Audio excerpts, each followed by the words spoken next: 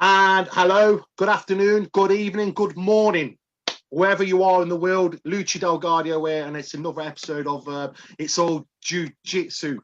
And I'm very pleased. I've got in the presence, I've got Sensei Sue King, my very first female podcaster. Welcome, Sue. She's a 7th degree black belt. We're going to talk to you in 1 second, Sue. I've just got to get some stuff off my chest before I forget, because I always forget. I get dead excited and I start getting into it.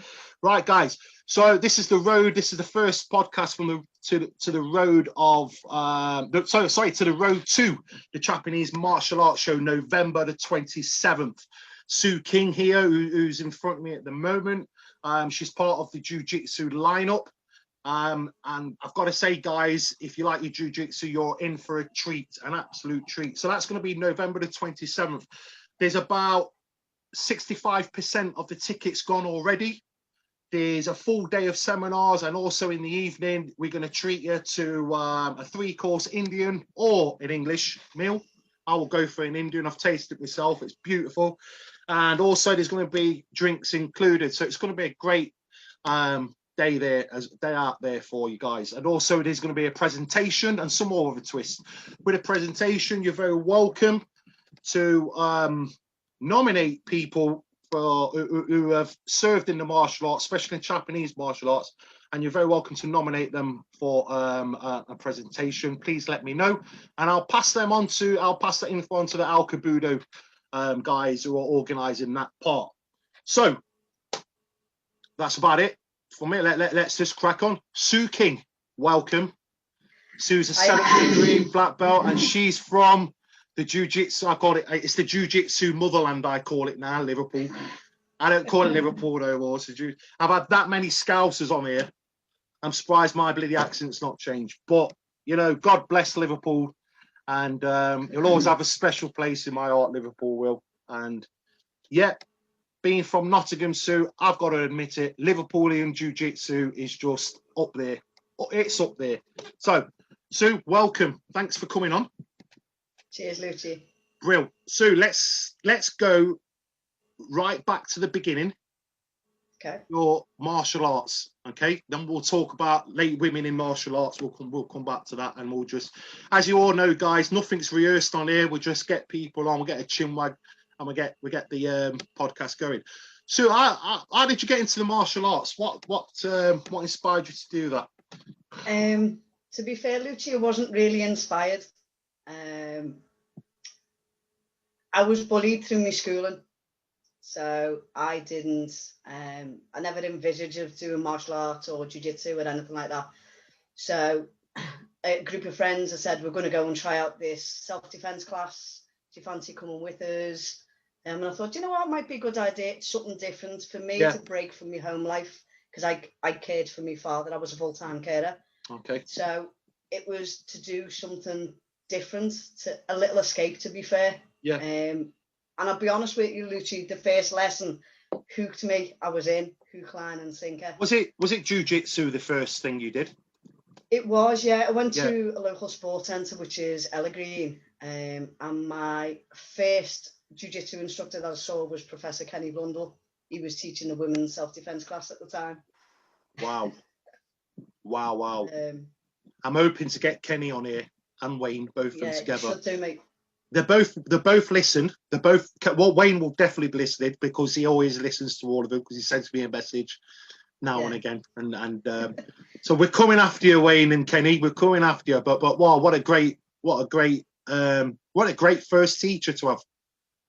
Do you know what? It was amazing. I mean, I was really nervous. I felt all right because I was with friends, but because it was something I never really wanted to do, or didn't envision doing, it was very nervous on the first day. But he was fantastic. Lucci was amazing. Made everyone feel really like settled and at ease, you know. And he was teaching stuff that we still teach today. Yeah. You know, because the curriculum, the course, still the same. Yeah. It doesn't get old. It doesn't get old, does it? It doesn't get old, does it? That kind of. No. And no matter how much we tweak and change, the core always still stays the same. Absolutely. So from your latest self-defense, you just thought, right, do you know what? I'm going to take this up properly. And I liked it more because it was the escape. It gave me something different to do. Yeah. But I really enjoyed the first lesson because I'd never done anything like that before. And I was like, do you know what? I was quite sports minded. Yeah. I'll go back and see if I feel the same again. And after 3 months, the club had closed. That's it. It was only like a term period. So Professor Blundell said, well, my classes are here. So I ended up from there going to Lowlands, training at Croxford Jiu-Jitsu, which ended up being my home club, which was with Alan Lynch and John Hines. Right. And then ended up in another night class, which was taught by a guy called Alan Pierpoint, who are all were British Jiu-Jitsu guys. Yeah. And I never looked back, to be fair, Lucci. I just wanted to learn and being a little short person, so we say, just watching Kenny, it's just like, right, okay, I can do this. He's not a man of, like, he's not tall, is he? Being really careful what I say, because obviously Wayne's listening. He will agree with you. He will agree with you. Yeah, true. He was on point. Everything he did was on point, and I was like, right, okay, well, if he can do it and he's similar to me, then I can do it. I've just pushed and pushed hard since, to be fair, mate. Yeah, I've seen old footage of Kenny back in Lowlands back in the day doing his bits and bobs, and like you just talking like 30 odd years ago, and it's still like it was like them guys are like light years in front of everybody, weren't they? Them type of instructors. Because they trained hard, Lucci. Yeah, I know they did. I know. That's the way it was, wasn't it? Yeah, Lowlands. It still is a tough little dojo, that one at the Lowlands. It's still there. I'm gonna go and visit now. Things have calmed down in the UK, and you know, the point of this is actually taking the camera, taking the mic to the actual dojo and doing interviews. Sort of, that's the next phase of this, and I'd like to do it. And Lowlands is going to be the first place I'm going to go. That shadowed that. So much history there. Definitely. Absolutely. And you will look at the instructors what have come out of that dojo as well. And some of them, you know, I've interviewed them on here, and but lucky you. Very lucky me, to be fair. Yeah. All through the years, Lucci, I've had fantastic jiu-jitsu instructors, many of whom are featured in your book, and every one of them has given me a little gem to keep me going, to keep me training. So I've got your interview. I've got your interview for the Jiu-Jitsu Journal's book. I'm not going to say nothing. I'm not going to say nothing. I'm going to say one word: brilliant, absolutely brilliant. And you guys are in for a treat. Really inspiring. It really is inspiring. Women in jiu-jitsu, women in martial arts in general, Sue. Yeah. It's a growing thing. There's a lot now, isn't there, than there was. It is. Probably when you started. When I first started, I mean, I'll be honest with you, Lucci, I don't see gender on the mat. I don't see gender training. No, good.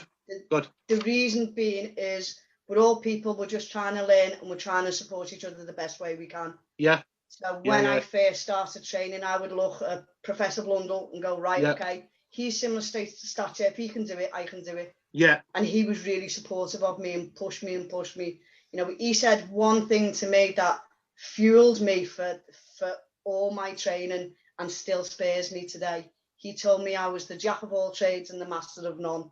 Wow. And I took that really personal, and it fueled the fire. He was one of my greatest inspirations, because I've gone, do you know what? Right, okay, I'm going to take that and I'm going to do something with that and push forward. Cool. So at the time when kind of like training at Lowlands, there was women who were training there, but they always kind of like fizzled out at like purple or brown belt. Yeah. So there wasn't a lot there was women around, but there wasn't a lot who kind of stayed the course, so to speak. Yeah. I've had a lot of support from every guy I've trained with through Lowlands, I was with Marshall Sensei for 15 years, studying under him, another fantastic instructor. Wow. They've all been really supportive of me. But now through MMA and stuff, I mean, I was supposed to have a cage fight myself. Now through MMA, it didn't actually transpire. Now you might as well while you're there. Say again. You might as well, while you're there, get in the cage. You might as well. Yeah, it's something I just wanted to try and do to challenge myself, Lucci, because we pressure test in Japanese Ju-jitsu. Yeah. But it's different. I really wanted to try and put myself on the line and go, right, okay, I'm really going to go for gold here and see what happens. But I couldn't get matched. Yeah. Apparently, I had a fierce reputation. Don't know why, I'm a little fluffy bunny creature, but it just never transpired. Yeah. But now that's a fantastic platform. I remember speaking to Rosie Sexton, just saying, listen, I'm interested in this. Can you give me some pointers? You know, you're a professional MMA fighter. Can you guide me? She was another amazing person who's gone, like, you're ticking all the boxes, do this, do that, do the other. Yeah, she's brilliant. She headlined one of my shows last year. Rosie did. She's awesome. She's immense. She's brilliant. Brilliant martial artist. Great character. She really, really is good. Yeah. So, I forgot what I was going to say now. See, I told you about these podcasts when it's all unrehearsed. I normally write little notes down as I'm going on. But that was it. When I remember, like, Steve Elliott's dojo in Chesterfield. He used to do a Sunday class where I used to go. It was just a black belt class. He had all his black belts go there on a Sunday morning. Didn't matter what gender you was. Yeah. Everybody got the same treatment. Everybody. Yeah. Do you know what I mean? I remember punching this girl, and she was I was like a first dan, and she was like something like a third dan. Because you can hit me harder. I want you to hit me harder properly, so she can block, like parry block it, and So that goes to show. Yeah, I think. Especially the WJJF and the British Jiu-Jitsu Association, women was not wrapped up in cotton wool. They trained like everybody else did. That's it, and it makes you feel. If I hadn't have had that training, Lucci, if Professor Blundell hadn't said what he said, if I hadn't had the supportive encouragement from Marshall Sensei, Jimmy Pape, Paul Gagan, again, fantastic on seminars. These people have all pushed me to become the best I can be. Absolutely. As I said to you before, I never envisaged taking a 7th dan. Mayuki, he was 17 stone, big lad, twice the size of me. Yeah. But through the training, I've learned to adapt and change. And he worked with me. He's like, no, so that won't work. That's clearly not happening. And I've had to adapt and change. But that dynamic of learning, we all learn and support each other. That goes right across the board. For me, gender doesn't play the part. Yeah, exactly. I totally agree. I've said this, and I'll say it again. Martial arts is for absolutely everybody. Yeah, absolutely. There's no excuses. Everybody can train. So, well done on that. So we're going to see you at the Japanese Martial Arts Show in November. Yep. And how does it make you feel? Here's one for you. I've got to really put you on the spot there. You're going to be sharing a mat with people like Jimmy Pape. All right. You're going to be on the same sort of lineup as Jimmy Pape. Okay. Yeah. Nah. I remember many years ago I did a seminar in Liverpool. This was in Liverpool actually, and Ronnie Green, the Thai boxer, Ronnie Green and Master Sken was on my mat. And I was just shaking. I was only young as well. I was like, oh, geez. And I did a seminar, and on that mat was Professor Trevor Roberts as well. Oh my God. I know. This is in Walsall, and he came up to me and says, just show me that wrist lock again. And I was like, God, I've got it all wrong. He's going to tear me to pieces. He's like, yeah, it's all right, that. It's all right. And just went off. I was like, wow. So my advice will be, Sue, if you're nervous, just do what you do, and that was it. But you're going to be sharing mats with Jimmy Pape, Paul G, and others like that. And we in our jiu-jitsu circle, these guys are us. Yeah, these guys are pioneers. These guys. We look up to them, don't we? We look up to them, even at 7th dan. You're going to get you've inspired you yourself have inspired a whole generation of martial artists, especially females, which we'll come to that. We're going to come to that shortly. Okay. And you know, these guys are like, wow, you know, they're going to be on at dinner time anyway. So if you want to go on before them or after, then you just let me know. Sound. No pressure. No pressure at all. No pressure. I mean, these guys, I know Jimmy and Paul pretty well, to be fair, because I helped Paul at the Bushido headquarters. I stayed there for some time. Yeah. I actually ran a class there for a while, and these guys are amazing. So to share a seminar with them, never mind a mat, to share a seminar with them is immense. And I'll be honest, yeah, I am extremely nervous. I've got some lovely down and dirty jiu-jitsu plans that I think everyone are like really short and direct, but I know on the day I'm probably going to be nervous because these are guys I really, really look up to and have. You know, they've looked after me over the years at seminars. We've had banter, we've had chats. These guys are gold, but I'll perform to the best of my ability on the day, mate. Absolutely. I promise you that. I've got inside information that there's going to be more pioneers just turning up. Don't know whether they're not going to be teaching; they're just going to be turning up. So right, I'll leave that. We'll just leave that there. I'm just on talking to Jimmy Pape at the moment, and hang on, here we go. Yeah, we've got Jimmy Pape Part 2 coming up, guys. Fantastic. All right? We've got Part 2. If you please listen to Part 1, 4,000 views on there from all the social medias. It's a great podcast. It's one of the people's favourites, some really cool stories.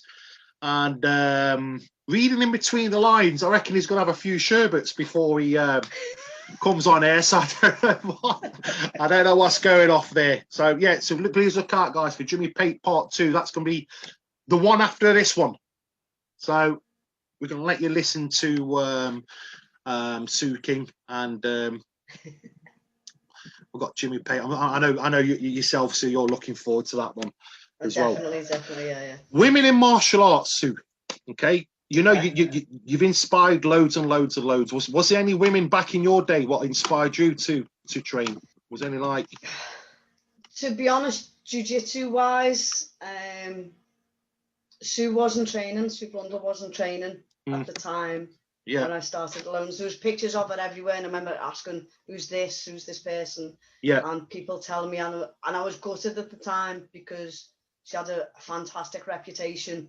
And it's someone I'd have liked to have watched to train or train with if I was given the opportunity.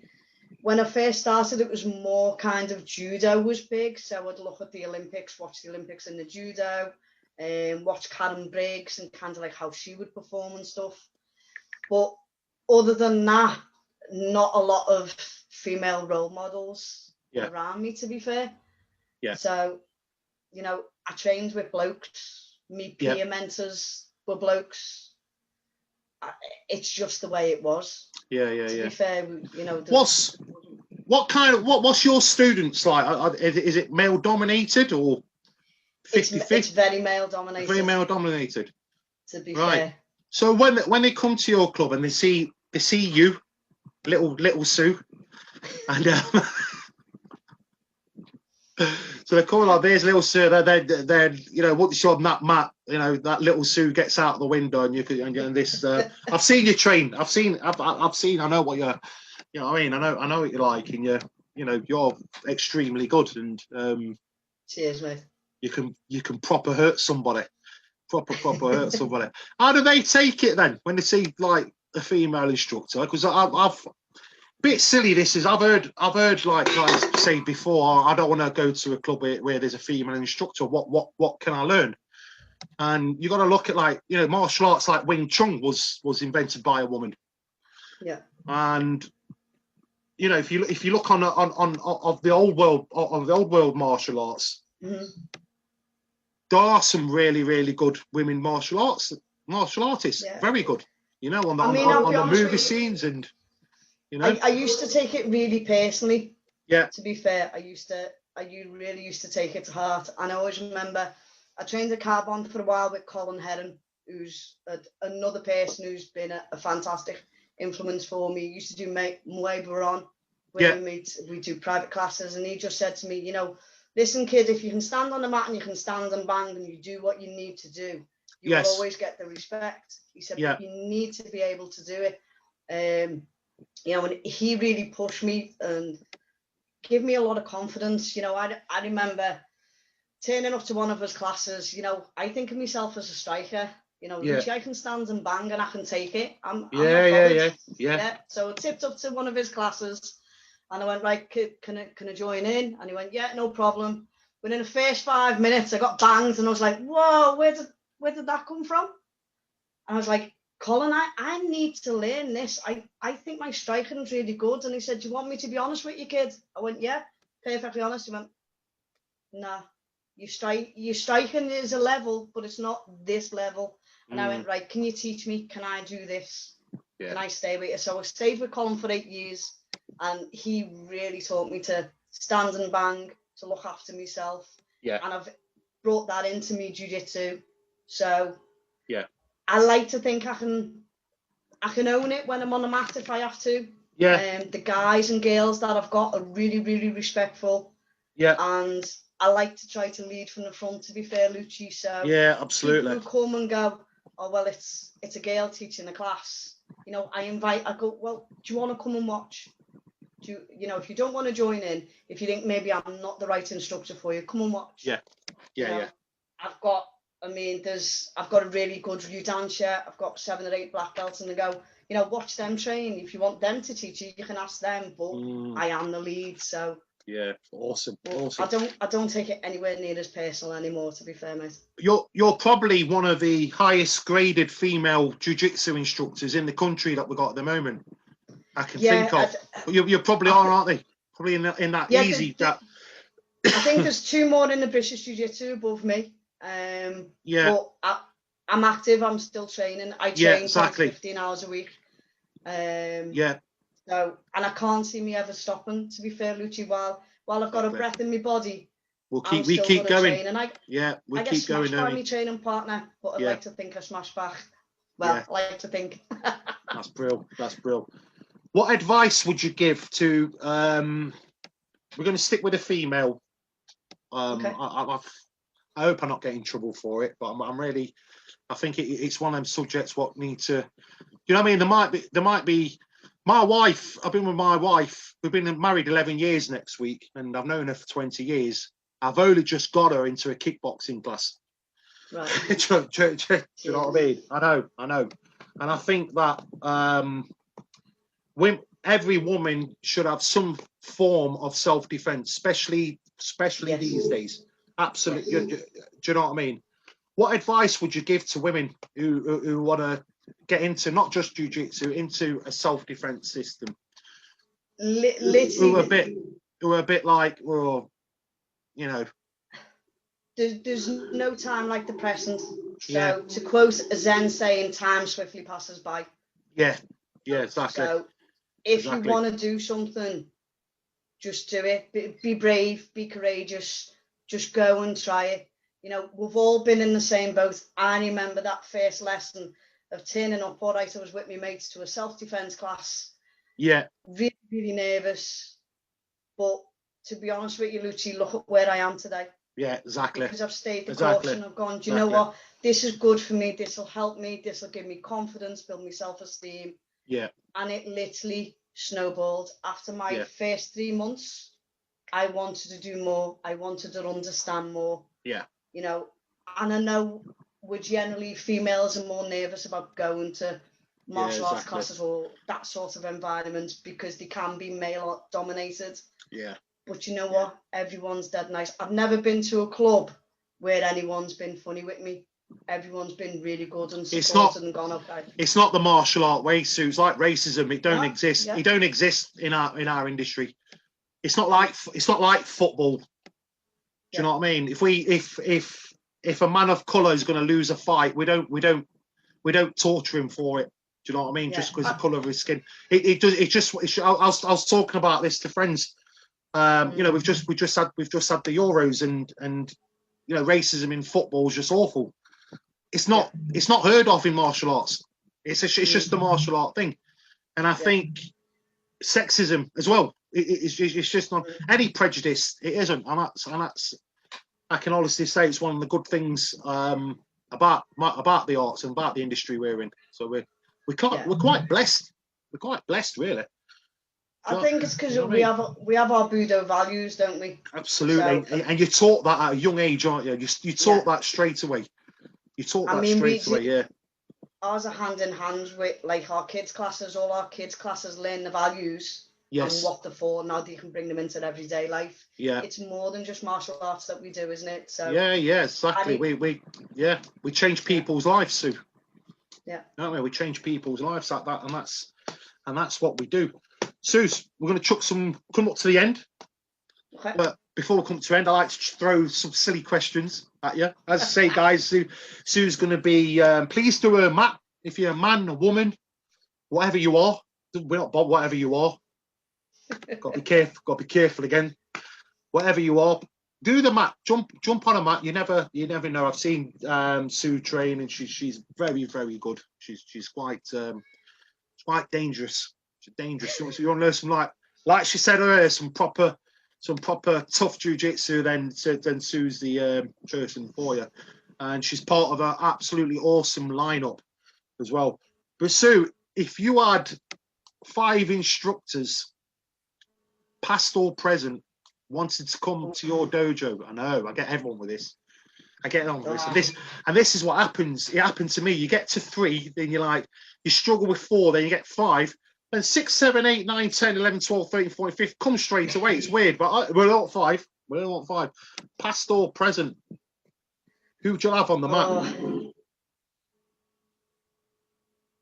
Oh God, you put it on me there. I know it's an hard one because we've trained with that many good people. Yeah. It'll be totally unfair to pick the 5. It'll be really, really difficult. It's really difficult because we've trained with genuinely really good people and really good instructors. Oh God! Give me 3 then. Give us 3. That's a tough one. Present, I would probably say it would have to be past or present. Past or present. Past or present. Okay, past or present. Yeah. So if I had 3 people to do a jiu-jitsu seminar with me, it would be, to be fair, Jimmy Pape, Eric Marshall, because they're both very, very different. Eric Marshall, there's a name. There's a get him on, mate. There's a name. There's a mustache. I need to speak to his student who's going to organise it. Problem is with these old boys, the old school lot. They don't do Zoom, do they? Don't do social media, so they're very difficult to get on. Mark Young will sort it out. Speak to Mark Young. We'll speak to Mark Young. Mark Young, get in touch. Please tag him. Mark Young, get in. I think he's got in touch with me. Get in touch, man. Let's get Eric Marshall on. Genuinely, mustache. If there's an award for the best mustache ever, Eric Marshall.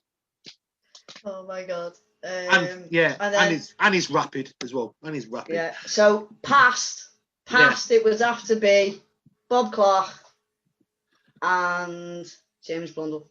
Yeah. Everybody, every single person has mentioned Bob Clark.